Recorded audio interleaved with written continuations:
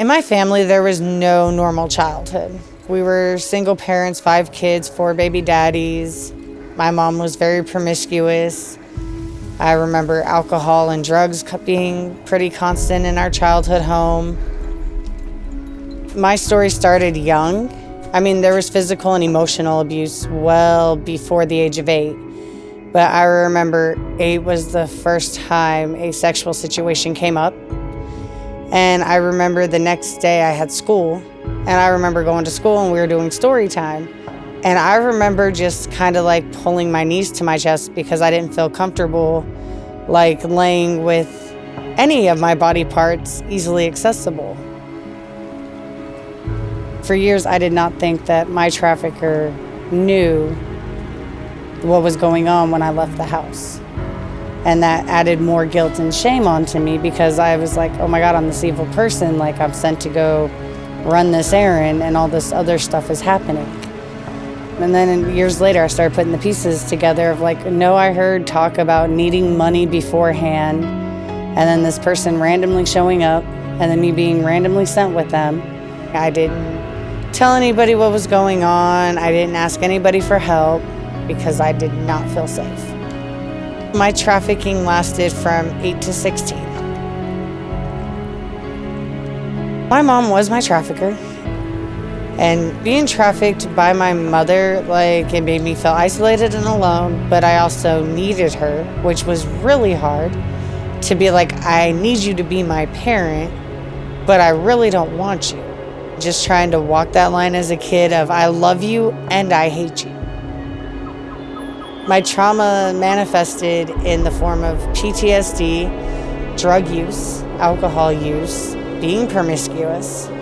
Every trauma we go through, it's like building blocks. It gets stored up in your body and you feel it. PTSD, it feels like your brain short circuits. It's almost like sticking a fork into a light socket because you get like these flashback of memories, and it's literally like watching a movie of what happened in your life. And you can't shut it off, you can't break the tape, and just feeling paralyzed by that. And all you want is to shred the tape, and you can't. So you numb out, and it's really tough. There was a 4-year stint where I tried to take myself out every 2 weeks. I was trying a new method because I couldn't stand it.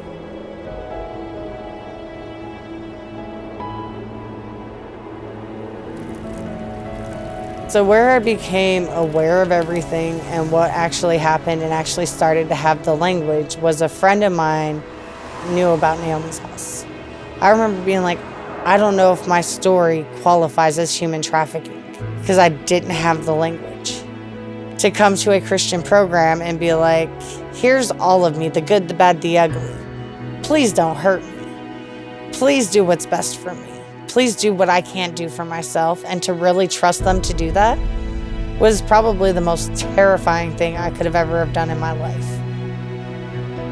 When people find out that you have trauma, they look at you a lot of the times like you're broken or something's wrong with you.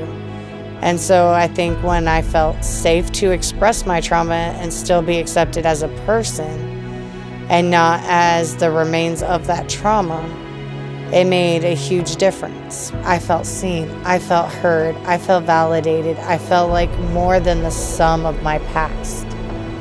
I felt like somebody that God could actually love. For me, it's just a de-stressor.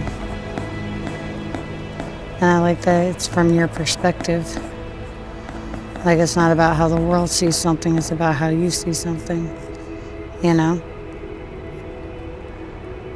So I use art as like a mindfulness tactic to help ground me and keep me present, because with art, you've got to interact with it. You've got to kind of have a vision of what you're doing. It really like helps kind of center me and calm me down if I'm focusing on the detail of the art versus the details of my trauma.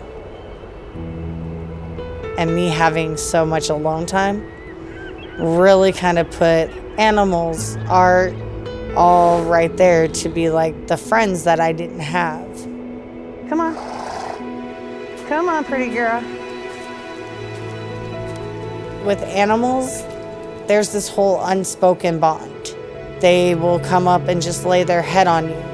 Horses don't judge where you've been or where you're going. They just want to be present in the moment.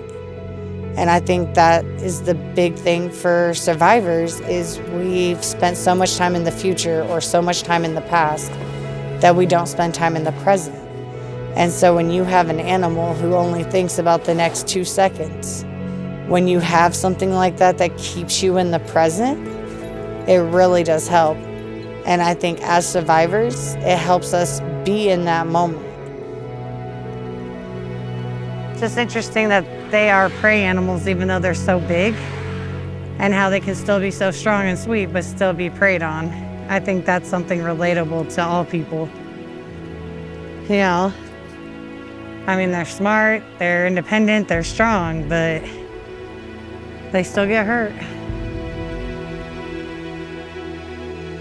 Coming to Naomi's house was the first time that I felt like I found a hospital for the sinner instead of a country club for the saints.